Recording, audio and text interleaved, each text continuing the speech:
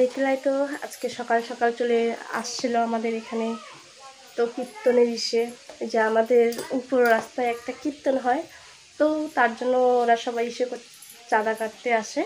তো দেখলাই তো নাচ দেখলাম।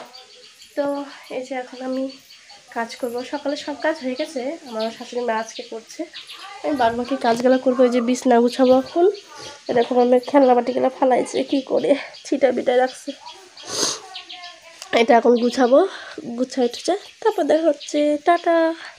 আমার বিছনা গোছানো কমপ্লিট হয়ে গেছে, চলো আবার পরে দেখা হবে। টাটা গাইস, আবার চলে এসেছি।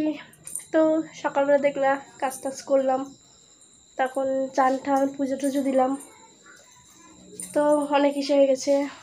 চলো আবার তোমাদের সাথে পরে দেখা হবে। টাটা। শুভ বিকাল সবাইকে। সবাই কেমন আছো? আশা করি ভালো আছো, আমিও ভালো আছি।